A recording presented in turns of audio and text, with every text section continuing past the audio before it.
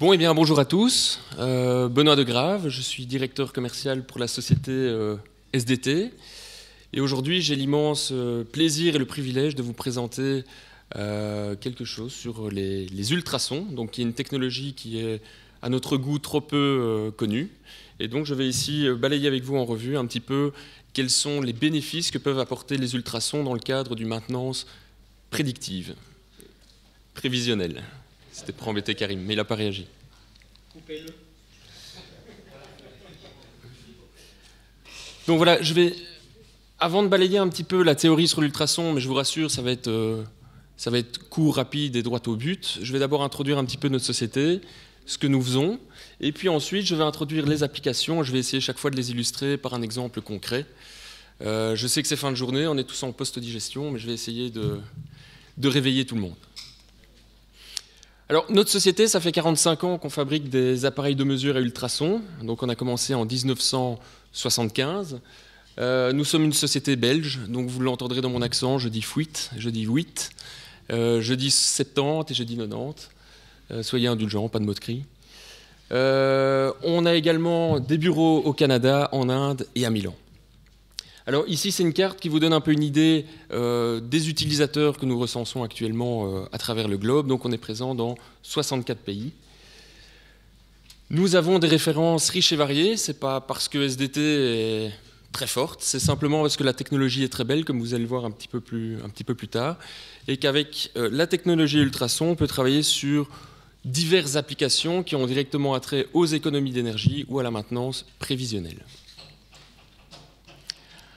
Alors, la mission d'SDT, et ça c'est très important, c'est de fournir une solution simple au service de maintenance, une solution simple qui va leur permettre de faire des réductions de consommation d'énergie, ainsi que tout en contribuant à prolonger la durée de vie des installations. Et c'est très important le côté simple. J'en profite au passage pour ouvrir une parenthèse. On a reçu la semaine dernière un award pour l'innovation de l'année 2019. Et comme je sais que notre équipe R&D nous regarde actuellement en direct depuis la Belgique, je tenais à leur faire une petite dédicace et les féliciter à nouveau pour ce travail de 2 ans qui était de longue haleine et qui est un bel aboutissement pour nous. Parenthèse fermée. L'ultrason, qu'est-ce que l'ultrason ? Alors, je vais essayer de placer l'ultrason dans le contexte de la maintenance et de la gestion des actifs. Et pour ce faire, je vais me baser sur le travail qu'a fait ici monsieur Terry Olanon. Terry Olanon, pour ceux qui ne le connaissent pas, est le gourou de la maintenance aux États-Unis. Et pourquoi il est le gourou de la maintenance ? Parce qu'il a réalisé ce très beau travail de synthèse de la gestion des actifs, en se disant, tiens, quand on veut devenir, comme lui l'appelle un CRL c'est un Certified Reliability Leaders, donc un leader de la fiabilité dans une usine, voilà toutes les compétences qui sont intéressantes à gérer. Alors on retrouve 5 familles différentes. La première, c'est tout ce qui a trait à l'ingénierie de la fiabilisation, avec comme par exemple ici l'analyse de criticité. On retrouve en vert toutes les technologies disponibles pour améliorer la maintenance et implémenter un petit peu de maintenance prévisionnelle. Et on retrouve juste ici l'ultrason. On a ici en bleu tout ce qui a trait à la gestion du travail, avec notamment la GMAO, que vous voyez juste ici. En rouge, ce sont des compétences plutôt humaines pour pouvoir gérer une équipe et prétendre être un leader, comme l'instauration d'indicateurs de performance. Et ici, cette année, c'est tout nouveau en jaune, il a rajouté une dernière famille, plutôt axée sur le process et la production. Donc vous voyez, l'ultrason, c'est ici. Alors, pour placer l'ultrason d'un point de vue fréquentiel, l'ultrason, ce sont des hautes fréquences, ce sont des choses qu'on n'entend pas à l'oreille. Nos capteurs travaillent à 38,8 kHz, et c'est très intéressant de le savoir, parce que ça veut dire qu'on a une toute petite fenêtre de mesure, et si je dois faire le distinguo avec la vibration, nos capteurs ne mesurent que les ultrasons. On n'a pas une bande de fréquence très large, donc on va vraiment se focaliser sur une toute petite fenêtre de mesure pour s'affranchir d'une part des bruits ambiants de la production, et d'autre part d'autres défauts mécaniques qui pourraient subvenir à d'autres endroits. Alors finalement, qu'est-ce qui crée des ultrasons ? Il y a 3 phénomènes. Il y a des phénomènes de friction, il y a des phénomènes d'impact et de turbulence. Si on regarde ici cette courbe qui est la deep curve, qui part du design de la machine jusqu'à son point de défaillance, donc la casse, on va voir qu'on peut retrouver ici l'ultrason lorsqu'on a un stade précoce de défaut. Mais le stade le plus précoce de défaut va créer ce qu'on a vu juste avant, de la friction, des impacts ou des turbulences. Ce pourquoi on va utiliser l'ultrason pour déterminer ce stade le plus précoce. Viendra ensuite, quand la défaillance va s'accentuer, une vibration sur la machine. Ensuite, on va retrouver ici, par exemple, du son audible. Ça, c'est ce que faisaient les anciens. Donc les anciens utilisaient beaucoup le stéthoscope et le tournevis pour écouter les roulements et les machines. Ils le font encore actuellement, d'ailleurs. Finalement, quand la machine va encore un petit peu plus se dégrader, on va avoir une élévation de la température. Donc là, on pourra le voir avec des technologies comme la caméra thermique. Et puis finalement, on arrivera à la défaillance. Donc travailler avec une approche ultrasonore sur de la machine tournante, c'est aussi garantir de voir venir un défaut très très longtemps à l'avance et d'avoir beaucoup de temps de réaction pour planifier la maintenance la plus efficace. Une des particularités des ultrasons également, c'est que lorsqu'ils se propagent dans l'air, ils se propagent de manière directionnelle. Et ça, c'est très important pour une application en particulier qui est la localisation de défauts électriques sur haute tension, également la chasse aux fuites. Pourquoi on utilise l'ultrason pour localiser des fuites? Grâce à ça. Parce que ça va nous permettre de localiser précisément d'où viennent les fuites. Actuellement, il y a beaucoup de gens qui nous disent « je n'ai pas besoin d'appareil pour localiser des fuites, je les entends ». Alors, entendre une fuite, c'est quelque chose. La localiser, c'est un autre débat. Alors, bien souvent, ils nous disent « j'entends les fuites », mais comme le son, comme vous le voyez ici, est multidirectionnel, au plus on va se rapprocher de la source, au plus on aura l'impression que ça vient d'un autre endroit. Et là, qu'est-ce que va faire le technicien de maintenance? Il va jouer un petit peu à Gilbert Montagnier. Ça va, il va commencer à toucher toute cette tuyauterie pour essayer d'avoir du vent et de trouver d'où vient le défaut. Le temps, c'est de l'argent. Des technologies existent pour être plus efficaces, comme l'ultrason, notamment sur la chasse aux fuites, autant l'utiliser. Comment fonctionnent nos solutions? Ça fonctionne en 3 temps, 3 niveaux. Le premier niveau, c'est la détection. La détection, c'est le stade, l'approche la plus simple que tout le monde peut faire, c'est poser un capteur sur une machine et venir écouter ce que me dit ma machine. C'est le principe qu'on appelle l'hétérodinage. L'hétérodinage, c'est de ramener un signal qui est inaudible à l'oreille en fréquence audible.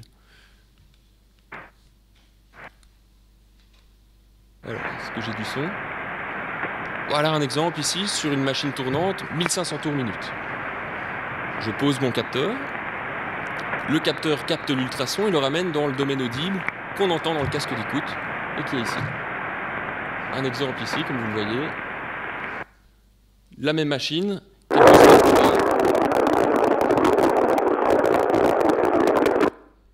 Je vous avais promis que j'allais vous réveiller. La même machine, quelques semaines plus tard, qu'est-ce qu'on entend? Du choc. C'est pas bon à l'oreille, ça attire déjà l'attention, ça indique qu'il y a une action à mener. Alors, ce premier niveau, nous, on l'aime beaucoup. On l'aime beaucoup, pourquoi? Parce qu'à l'époque, on avait ce qu'on appelle chez nous des romantiques. Les romantiques utilisaient le bâton de bois, le tournevis, et ils écoutaient leur machine. Et ils faisaient une maintenance prévisionnelle avec leur propre capteur qui étaient leurs oreilles. Alors à l'époque, c'était très bien parce que tout le monde pouvait le faire. Tout le monde sans exception. Et on remontait comme ça beaucoup d'informations pour anticiper des pannes. Avec le temps, il y a un paradoxe, c'est qu'on a développé des technologies qui sont bien souvent de plus en plus compliquées et qui s'adressent finalement plus qu'à 20% des gens qui ont la connaissance, des gens qui ont les compétences pour pouvoir analyser des signaux et tirer la bonne information. Donc chez SDT, nous, ça nous tient à cœur, c'est de garder en tête le côté simple et de s'adresser aussi aux personnes qui n'ont pas les compétences et pas la volonté d'aller très loin dans du diagnostic. La deuxième étape, c'est de faire de la mesure. Ok, on entend une défaillance, c'est très bien, mais ça peut être très subjectif aussi. Donc le responsable de maintenance va peut-être dire, ok, tu as entendu un bruit, mais dorénavant, tu prends une mesure sur ce que tu entends et tu l'historises. Et ça nous permet ici, de par des mesures statiques, de pouvoir suivre l'évolution d'un phénomène et de voir l'évolution d'une dégradation pour prendre de nouveau la meilleure décision au niveau de la maintenance. Finalement ici, quand on voit qu'on a une élévation de friction ou des impacts apparents sur une machine, qu'est-ce qu'on peut faire comme en vibration? On peut aller jusqu'à la troisième étape, qui est l'analyse finalement, où on va essayer de comprendre d'où vient cette défaillance pour éviter que ça se reproduise aussi à l'avenir. Et c'est ce qu'on fait ici, une analyse dans le signal temporel ou fréquentiel. Alors, les ultrasons, pourquoi? Qu'est-ce qu'on peut faire avec les ultrasons finalement? Alors, rappelez-vous ce que je vous ai dit tout à l'heure, friction, impact et choc. où retrouvons-nous ce type de défauts? Ben, on les retrouve dans des problèmes de graissage. Quand j'ai un roulement qui est mal lubrifié, j'ai une friction qui est inappropriée dedans. Cette friction génère un ultrason qu'on peut écouter, mesurer et suivre. Je vais également retrouver ça dans du suivi de roulement ou d'engrenage. Quand je vais avoir une défaillance précoce d'un roulement, ben, il va générer un choc qui va générer un ultrason que je vais pouvoir écouter, mesurer et analyser. Les fuites. Quand j'ai une fuite, finalement, l'ultrason n'est pas un détecteur de fuite, c'est un détecteur d'ultrason qui est généré par le frottement de la fuite. L'électrique. Alors l'électrique, les décharges partielles, qui sont des défauts qui ne font pas de chaleur, donc on ne peut pas déceler à la caméra thermique, font de l'ultrason qu'on peut de nouveau détecter, mesurer et analyser. Des purgeurs vapeur, du contrôle d'étanchéité de vanne, de la cavitation de pompe, et ici c'est plutôt du contrôle d'étanchéité. Donc là on est plutôt sur des contrôles qualité, où on veut par exemple contrôler l'étanchéité d'un cockpit de voiture. Mais qu'est-ce qu'on fait? On va créer cet ultrason de manière artificielle avec un émetteur, et on va venir avec le capteur mesurer et écouter si on entend le signal à travers les joints d'étanchéité. Si on entend le signal, c'est qu'il y a un défaut d'étanchéité. Si on sépare toutes ces applications en deux grandes familles, voire même trois, ben on retrouve ici les fameuses économies d'énergie, où on va pouvoir travailler sur du contrôle d'étanchéité de vanne, de la localisation des purgeurs défectueux et de la chasse aux fuites en pression ou en dépression. Une autre famille, c'est la maintenance préventive, donc on va pouvoir contrôler les quantités de graisse qu'on met dans un roulement, on va pouvoir contrôler le roulement en tant que tel s'il est dans une phase de défaillance, et on va également pouvoir contrôler des décharges partielles et également de la cavitation de pompe. Finalement, la dernière application, comme je vous l'ai dit, c'est ce qu'on appelle la transparence acoustique, faire du contrôle d'étanchéité de volume, plutôt pour des contrôles qualité. Alors maintenant, je vais passer en revue chaque application, je vais essayer de les illustrer, de vous expliquer un peu plus en détail qu'est-ce qu'on peut faire et comment on peut le faire en ultrason. La chasse aux fuites, comme vous le voyez, c'est toujours le même principe. On a un capteur qui va déceler la friction générée par la fuite. Cette friction est traduite dans le domaine audible que le technicien peut écouter. Ça, c'est facile. Franchement, c'est l'application la plus simple. Tout le monde peut le faire. Il suffit d'avoir des oreilles qui ne sont pas trop fatiguées. Il ne faut pas être sorti la veille. On met le casque d'écoute, on scanne et à un moment, on entend un psst et on a une fuite. Ça, c'est la partie simple. La partie la plus compliquée qu'on a pu observer avec le temps, c'était la partie reporting. À l'époque, les gens localisaient beaucoup de fuites. Beaucoup de fuites. Mais ils ne réparaient rien. Ils ne réparaient rien parce que le reporting était compliqué. Je trouvais une fuite, je devais accrocher une étiquette, je devais consigner cette étiquette dans un cahier, je devais faire une photo, faire un rapport pour rattacher les photos avec les étiquettes. Enfin, c'était un enfer. Donc finalement, on localisait beaucoup de fuites et on ne réparait rien. On parle de 4.0, ben voilà, il y a de l'innovation, il y a des outils qui existent pour faciliter la tâche au quotidien. Et un des outils qu'on a développé, c'est une application mobile gratuite qui va permettre de documenter tous les résultats qu'on trouve sur le terrain, mais pas que. Ça va permettre également de mettre un coût sur les défauts qu'on trouve. Finalement, quand je trouve 100 fuites, lesquelles je dois prioriser, lesquelles me coûtent le plus cher? Parce que c'est sur celles-là qu'il faut travailler. Et on parlait tout à l'heure de la mauvaise culture qu'on avait du service maintenance, qui est souvent perçu comme un centre de coût. Ben, avec une approche comme celle-ci, ça va permettre de transformer un peu cette vision qu'on a du service maintenance et de le passer dans un centre de profit, comme le fait l'application ici. Voilà, j'ai localisé une fuite qui génère un niveau en dB de 65 dB, ça me coûte 691 € par an. Cette application mobile fonctionne avec une plateforme web. Dès que vous êtes connecté à Internet, ça va tout synchroniser pour être sûr que les données soient sécurisées. Et de ma plateforme web, je vais pouvoir retravailler mon rapport et finalement appuyer sur un bouton qui va me générer un rapport standardisé. Le but étant toujours de gagner un maximum de temps dans le reporting. J'appuie sur un bouton et j'ai un rapport standardisé qui sort en 3 parties. Une partie financière, j'ai localisé 17 fuites, ça me coûte 4 000 €. J'en ai réparé un certain nombre et j'ai déjà fait un gain de 1 648 €. Une deuxième partie plutôt pour les plannings. Il faut faire exister ces fuites dans le planning, vu qu'il faut les réparer. Donc ici, on a un code couleur qui va simplement me dire, voilà, dans l'ensemble des 17 fuites, il y en a 2 qui sont prioritaires, parce qu'elles coûtent très cher, ça vaudrait la peine de les mettre en priorité dans les réparations. Et puis finalement, je vais retrouver une page par défaut localisé, qui va permettre aux techniciens de reconnaître l'endroit où c'est dans l'usine et d'avoir toutes les informations nécessaires à la réparation. Regardez cette personne, comme il est content. Il est content parce que ça, c'est un chouette cas d'étude. C'était une personne qui était assez isolée, qui localisait les fuites dans son coin, et finalement, il ne les réparait pas parce que ce n'était pas vraiment considéré comme boulot. Et depuis qu'il utilise cette application, ben, ça lui permet une chose, c'est surtout d'imprimer ses rapports et de les mettre sur les valves publiques dans l'usine. Dorénavant, c'est plus, on l'appelait Mickey, hein, le gars aux grandes oreilles qui court après les fuites. Dorénavant, c'est plus Mickey, il est considéré comme le responsable de la demande en air comprimé parce qu'il sait exactement qu'est-ce qui rentre, qu'est-ce qui sort, où sont les pertes et ce qu'il y a à faire. Donc là, on est très content, c'est un beau cas d'étude où on arrive à valoriser l'humain grâce à la technologie. C'est finalement ça qui importe le plus, c'est ce côté culture, et jamais oublier que derrière une technologie, il y a des gens qui l'utilisent.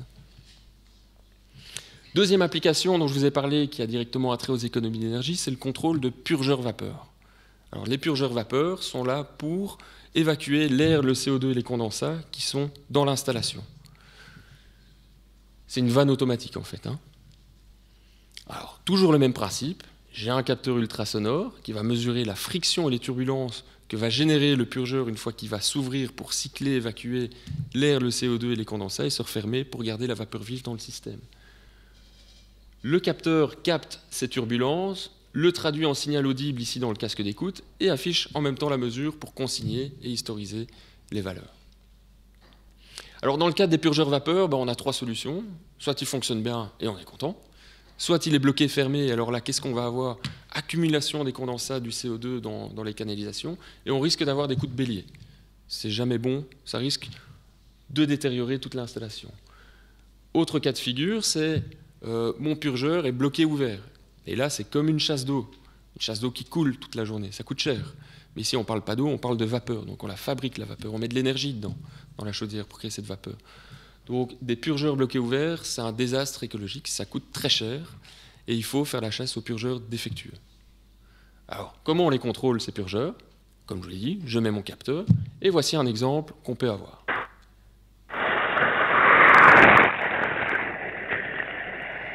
Rappelez-vous bien, un purgeur doit rester fermé pour garder la vapeur vive dans le système et s'ouvrir pour lâcher l'air, le CO2 et les condensats.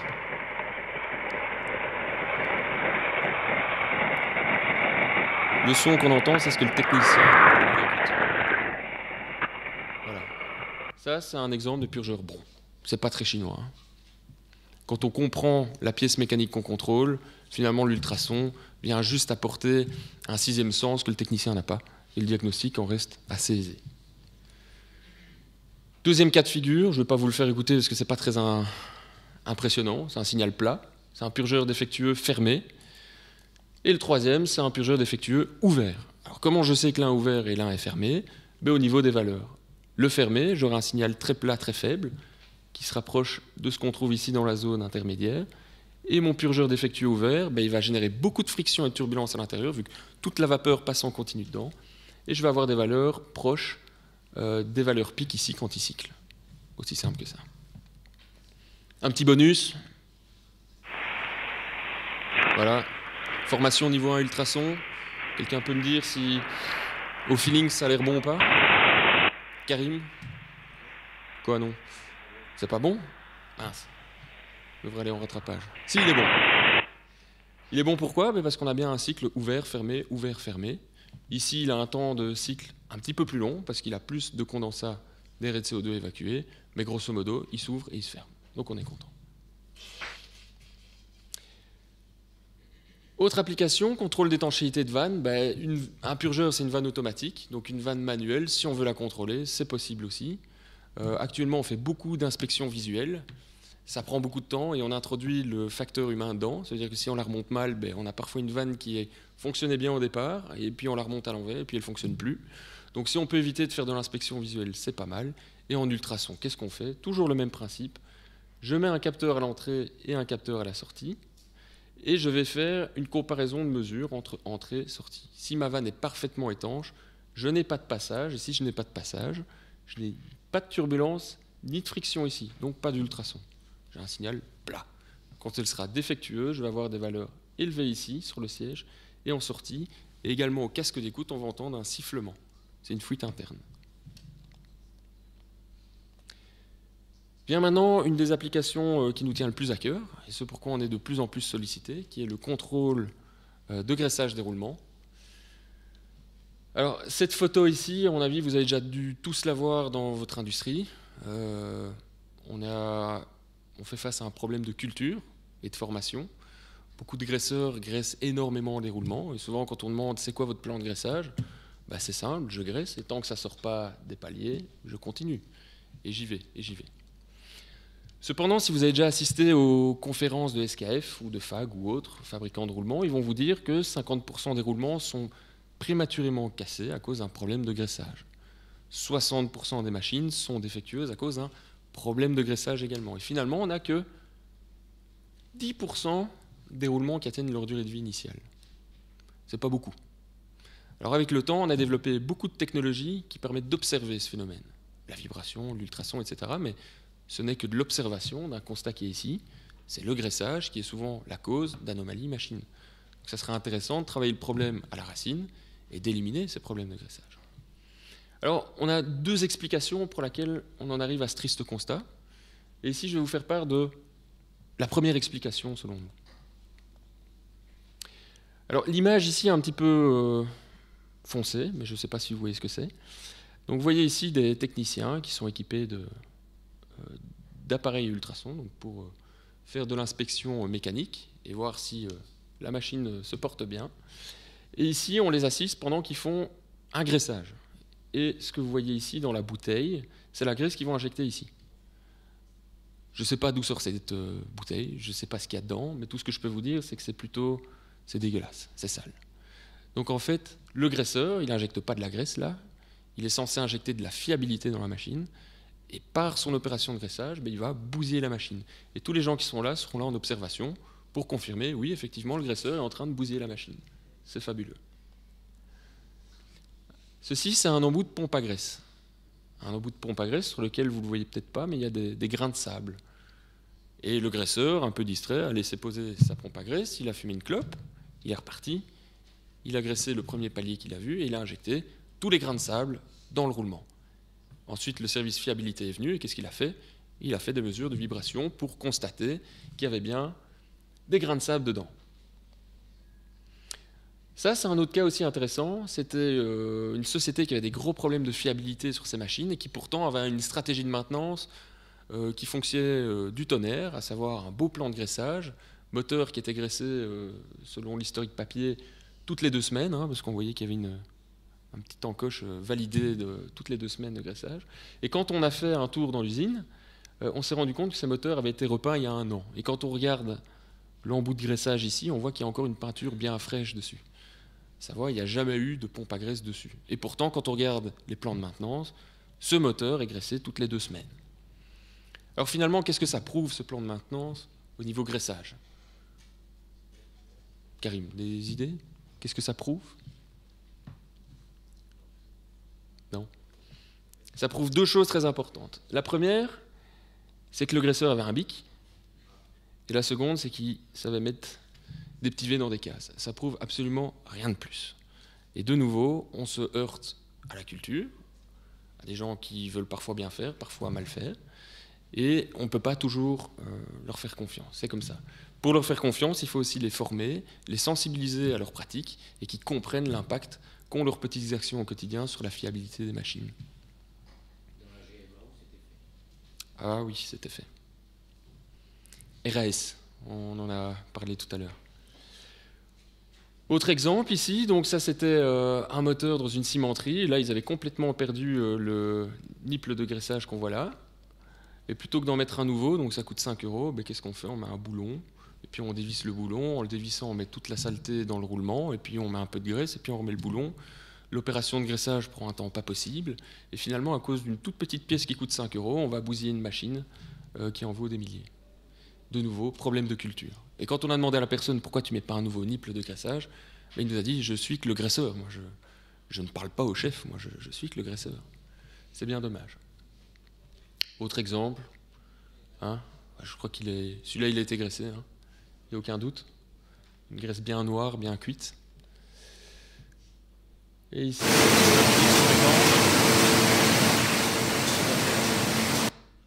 ça c'est un exemple que j'ai fait il y a 2 semaines dans une société qui fabrique de l'aluminium. On voit les bandes qui passent au-dessus. Et ici, de nouveau, le roulement, je crois qu'il est... Il est graissé, ça c'est sûr. Hein. Il est tellement graissé qu'on voit qu'il y en a partout.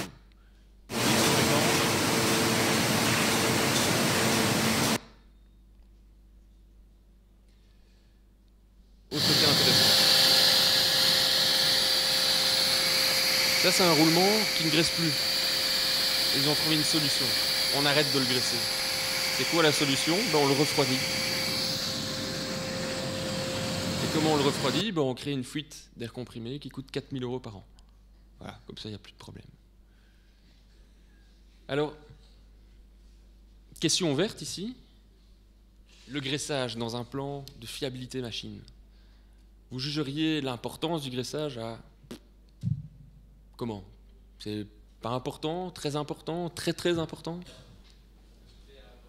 Hyper important. On est tous d'accord, je pense, là-dessus.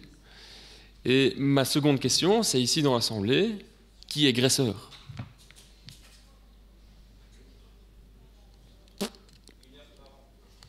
Combien? 1 heure par an. C'est pas mal. D'habitude, j'ai pas de bras levés, donc félicitations, vous faites un travail magnifique. C'est très important et pourtant, il n'y a pas de graisseur. Et une dernière question, qui aimerait que son fils soit graisseur plus tard?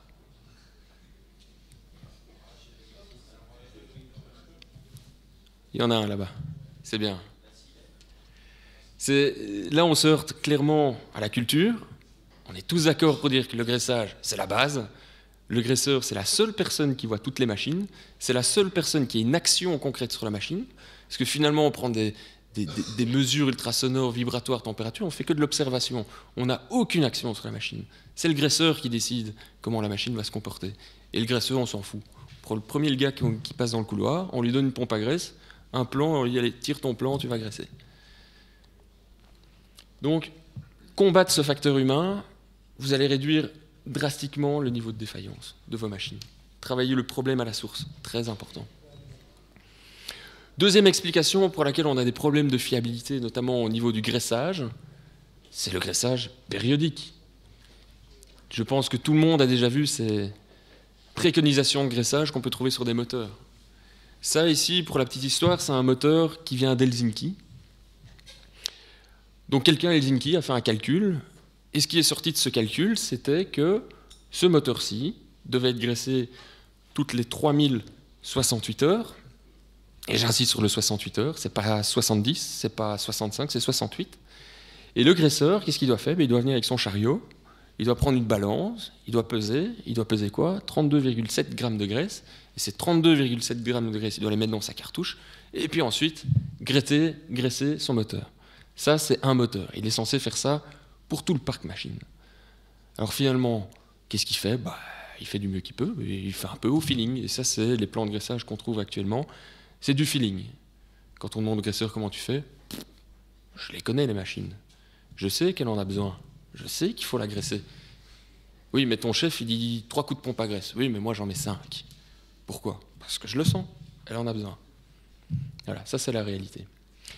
C'est pas possible. C'est pas possible du tout de faire comme ça. Donc il vaut mieux arrêter tout de suite. Hier, j'étais dans une société qui fabrique du verre, et c'était assez marrant parce qu'on avait 2 pompes en parallèle, 2 moteurs. Un moteur, il y avait un graisseur dessus, et sur l'autre, non, graissé à vie.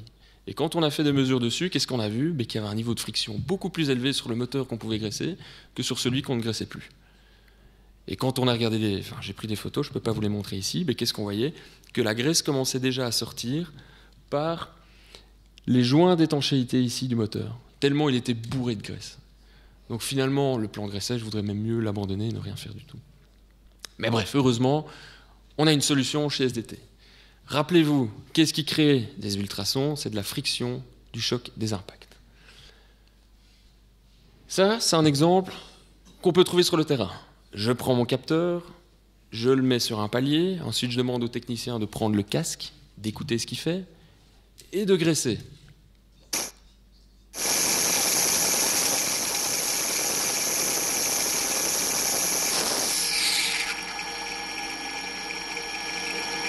Voilà.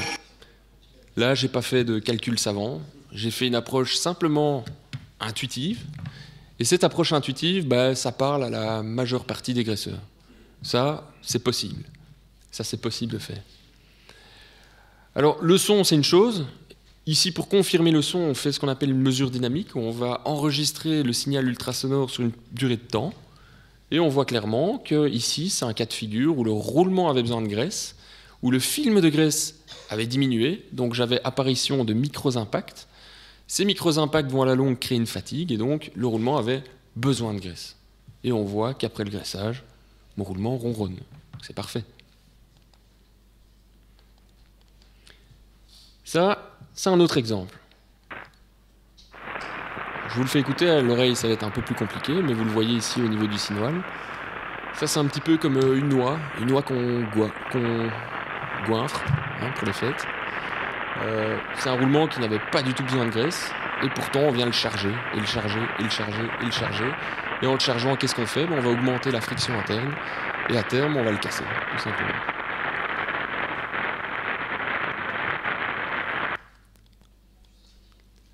Autre cas de figure, ça c'est un roulement après l'opération de graissage.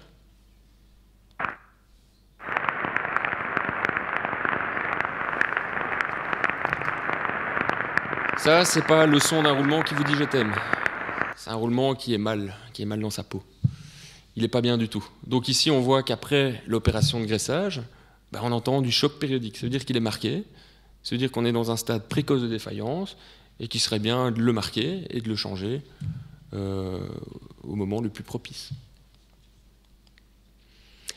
Et ça, finalement, c'est un dernier exemple. C'est un roulement qui vous dit, voilà, il ne se passe rien. C'est souvent le cas qu'on rencontre sur des machines avec des graisseurs déportés, avec des tuyaux, où la graisse reste dans le tuyau, et soumise aux conditions environnementales, souvent la graisse va se séparer, et le graisseur va venir graisser de manière déportée, et finalement il n'y a rien qui va tomber dans le roulement, parce que le tube est bouché. Mais le graisseur, il n'en sait rien. Lui, il va quand même mettre ses 5 coups de pompe à graisse, mais il n'y a rien qui va tomber dans le roulement. Donc ça, c'est une information hyper intéressante aussi qu'on peut avoir. Alors un exemple ici chez un de nos clients qui nous avait appelé parce qu'ils avaient un fort taux de défaillance sur leur machine. Ils avaient à peu près 1000 moteurs électriques et 150 casses par an. C'était pas terrible comme contexte. Il y avait un niveau de stress assez élevé au niveau de la maintenance.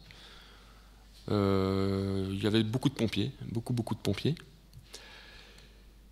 Et ça, c'est le type de photo qu'ils avaient une fois qu'ils ouvraient les moteurs. Donc ils se sont dit, bon, je pense qu'on graisse trop. Donc il faut trouver un moyen de rationaliser un petit peu le graissage. Aucune manière de faire, ils ont cherché sur Internet, puis ils ont vu, tiens, SDT, apparemment, l'ultrason, friction, etc., il y aurait peut-être moyen quelque chose à faire. Et qu'est-ce qu'on a fait? On est parti de leur plan de graissage périodique. On s'est dit, il faut bien partir de quelque chose. On va mettre ce plan de maintenance périodique dans notre logiciel, et qu'est-ce qu'on va faire, nous? On va venir comparer les données du moteur avant, pendant et après graissage. Et on va juste venir confirmer si les quantités sont bonnes et les périodicités aussi. Est-ce que mon roulement a réellement besoin de graisse? C'est ce qu'ils ont commencé à faire ici. On le voit, donc appareil accroché à la pompe à graisse. On suit l'arborescence sur l'écran. On a le point de graissage. On graisse, on prend les mesures. Et puis on analyse. Après 2 ans d'implémentation, ils sont passés de 150 casses à 25. Et dans les 25, ils ont refait une analyse de défaillance. Ils ont vu que c'était encore des moteurs qui étaient surchargés en graisse et dans lesquels le stator était cramé. On voit ensuite qu'on arrivait à 8 et puis à 10. Donc là, ça commence à se stabiliser. Donc ça veut dire que ils ont enfin trouvé la bonne recette pour graisser correctement les roulements. Si on veut parler de diminution de consommation de graisse, chez eux, c'était 90% de diminution de consommation de graisse. Donc, ils font des économies financières d'un côté et ils prolongent la durée de vie des installations. Donc, tout le monde est content. Cependant, je reviens là-dessus et j'insiste là-dessus, on en a parlé beaucoup aujourd'hui.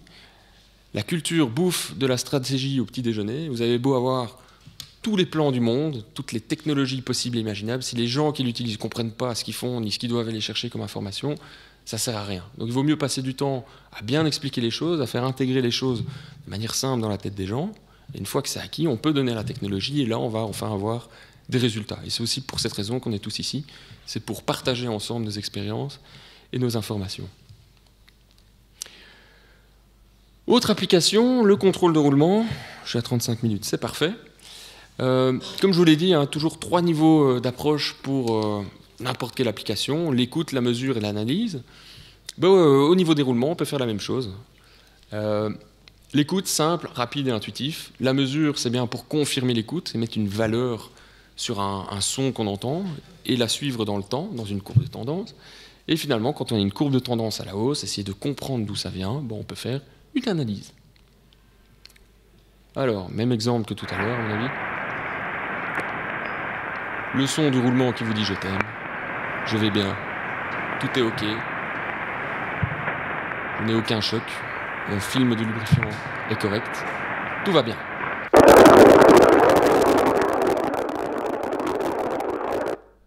Le roulement qui va pas bien, il a du choc. Alors le premier réflexe quand on a ça, c'est surtout pas de se dire bon, ça y est, tout est cassé, ma vie est foutue. Non, on prend la pompe à graisse et on essaye de le graisser un tout petit peu. Parfois, c'est dû à un gros sous-graissage. C'est rare, mais ça arrive quand même. Et en apportant un film d'huile ou de graisse, ça va permettre d'éliminer ces chocs et de remettre le roulement dans un état correct. Deuxième étape, donc, c'est mesurer. Donc on voit ici une courbe de tendance assez sympathique. Où on voit que les valeurs ont tendance à monter, descendre, et puis ici à rester un petit peu plus haute. Monter, descendre parce qu'à un moment mon roulement est graissé, à un moment il ne l'est pas. Donc à un moment ma friction augmente, à un moment elle diminue. Et ici on voit sur les dernières mesures qu'on reste dans une zone de friction assez élevée, donc ça indiquerait qu'on est dans une zone précoce de défaillance. Et de nouveau, il y a toujours ce côté écoute. Voilà, donc le roulement quand il est dans une zone de friction basse, toujours la même chose, signal prêt. Et mon roulement quand il a une défaillance précoce. Et là j'entends bien mon choc périodique.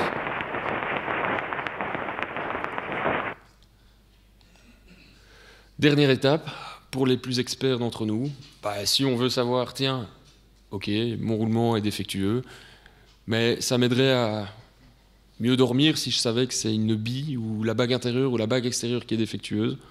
Pas de souci, ils font une analyse et ils cherchent sur base des références du roulement les fréquences de défaut et ils ont l'information. Est-ce qu'on a toujours besoin d'aller jusque-là? Je ne sais pas, mais si on en a le besoin, c'est possible. Dernière application, donc la recherche de décharge partielle. Donc il y a des fuites de courant sur de la haute tension. Ces fuites de courant ne génèrent pas de chaleur, donc elles sont invisibles à la caméra thermique, mais elles génèrent des ultrasons. Donc c'est intéressant de les déceler en ultrasons. Alors qu'est-ce qu'on trouve? En ultrasons, on va trouver des effets couronnes de nuisance et destructeurs. Alors des effets couronnes, vous l'avez déjà tous entendu. Un matin, en vous baladant avec votre conjointe sous des lignes haute tension, peut-être que balade romantique. Quand il y a un petit peu de brouillard, qu'est-ce qu'on va entendre? Parfois, on va entendre un bourdonnement d'abeilles, un bzzzt. Ça, c'est de l'effet couronne. Alors, l'effet couronne, c'est pas grave. Ce qui est grave, c'est qu'il y aura une réaction chimique qui va s'opérer derrière et ça va créer de l'acide nitrique. Cet acide nitrique va se déposer sur les isolants et si on ne nettoie pas, ça va ronger l'isolant et puis je vais avoir du cheminement de courant ou des arcs électriques. Donc déceler un effet couronne, de nouveau, c'est un stade très précoce de défaillance, ça permet de voir le défaut arriver très longtemps à l'avance et de diminuer le coût de la maintenance. Il vaut mieux faire un petit nettoyage plutôt que remplacer toute une installation parce qu'elle a explosé. L'effet couronne, à l'écoute, ça ressemble à ça.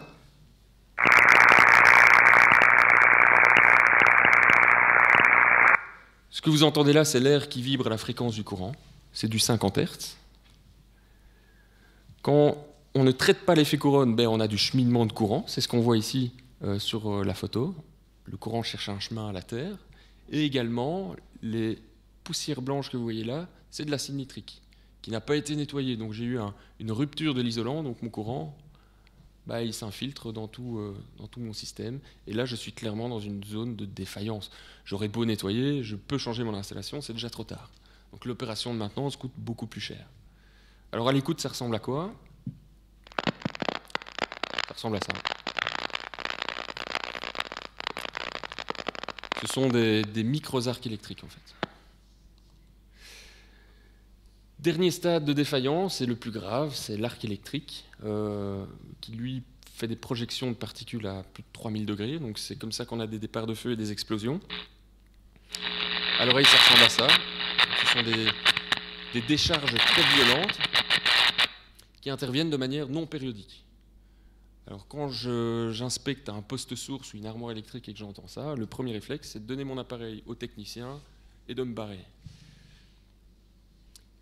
Alors un exemple ici, ben voilà, on parlait d'explosions. J'ai un client qui avait eu quelques explosions. Il a su que c'était des décharges partielles parce qu'il était rentré dans les locaux et ça sentait l'ozone. Les décharges partielles créent de l'ozone. L'ozone, ça pue, ça sent les œufs pourris.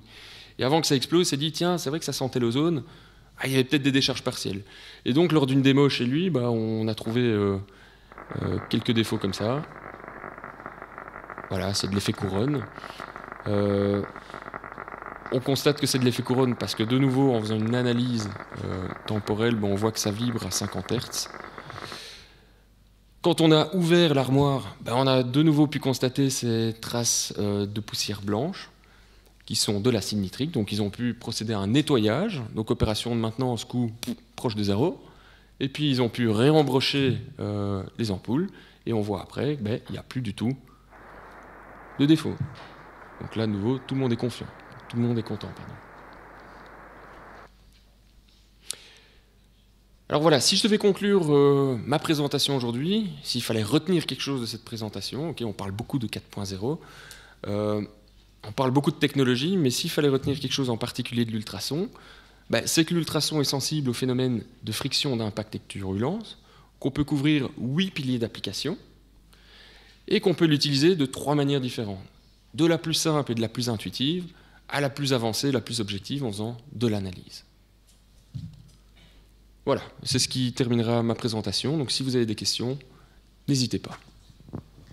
Merci Benoît. De rien, Karim. Des questions? 42 oui. minutes.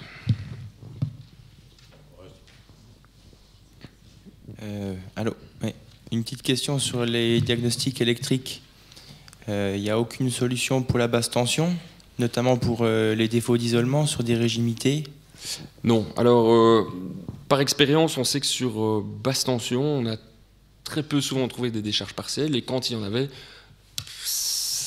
il n'y avait pas d'énormes risques. Donc on se concentre vraiment sur la haute tension, donc tout ce qui est au-dessus de 2 kV.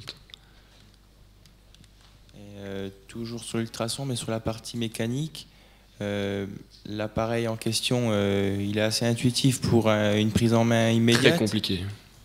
Très très compliqué. Non, il y a 5 touches.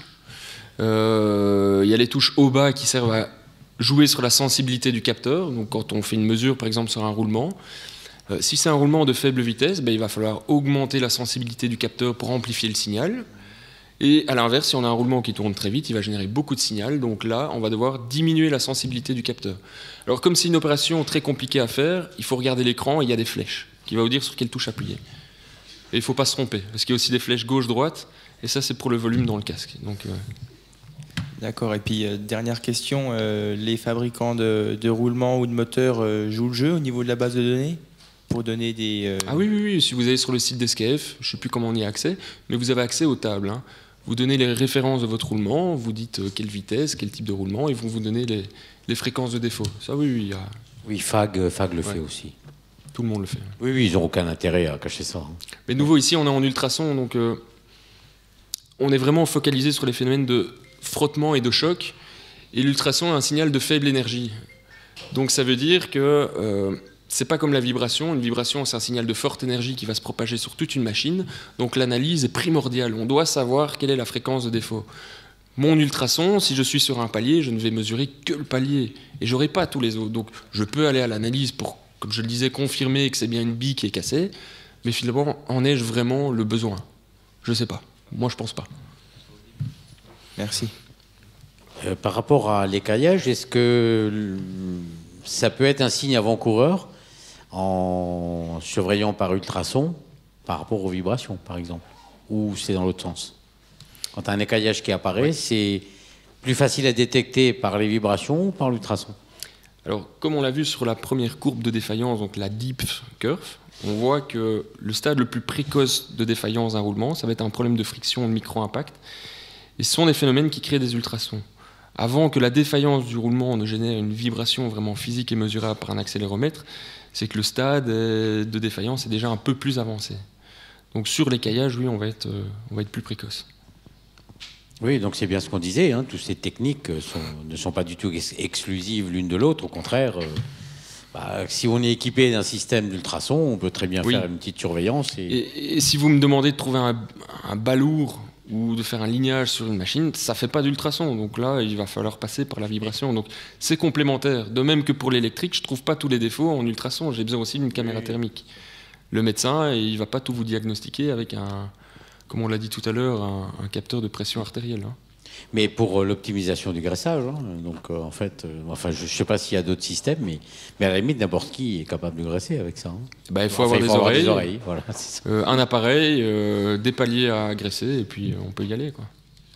Et donc au niveau des détections de fuite, je commence à dire fuite moi aussi. C'est bien. Ça commence à arriver avec la maîtrise de l'énergie, quand on pense que les chiffres de l'ADEME, c'était un trou d'1 millimètre, c'est 350 €. 1 millimètre non, c'est plus. 1 millimètre à 6 bars, c'est 586 € de perte par an. Voilà. De fuite. Trop. Ouais. Et c'est à peu près 30% des reproduits qui est perdu. Donc quand on a le coût de fonctionnement d'un compresseur, il faut dire que 30% du budget pour le faire fonctionner est perdu dans des fuites. De toute façon, tout le monde le sait. Hein. Il y a beaucoup de vos collègues disent « Ah bah oui, j'ai racheté un compresseur pour combler les fuites. Hein. Je ne travaillais pas le samedi, mais les compresseurs tournent toujours. Bon. C'est de nouveau culturel. Hein. Oui. Si vous voyez une fuite d'eau, il ne faudrait pas 1 heure pour la réparer. Hein. Parce que ça se voit, parce qu'il y a un risque de sécurité. L'air comprimé, bon, ça se voit pas, ça ne se sent pas, ça fait pas beaucoup de bruit, ça n'empêche pas de bosser. Tant pis, hein, on rajoute un compresseur. Oui, c'est courant. Alors, ça change un petit peu maintenant, hein, puisque justement avec la maîtrise de l'énergie, les directives européennes font que, tiens, on voit arriver des sujets de stage, détection de fuite. Tiens, c'est étrange, mais bon, tant mieux. Hein. D'autres questions? Oui, Julien, Nico. Ah ben non, il a le micro. Le micro, oui. Oui, bah oui. Du coup, est-ce que vous avez des clients qui sont fabricants de machines-outils qui utiliseraient l'ultrason pour calculer un débit conseillé de lubrification sur l'usinage? Vous avez déjà eu des cas comme ça? Un débit de fuite? Non, un débit d'huile ou de lubrifiant sur un usinage pour essayer de trouver le débit adéquat, pour réduire les défauts de non-qualité ou alors... non, je n'ai pas encore eu ce cas d'étude. D'accord. D'autres questions? Une dernière? Bon, très bien. Magnifique. Eh ben, merci pour votre attention. donc on fait un tout petit break, le temps de boire le café.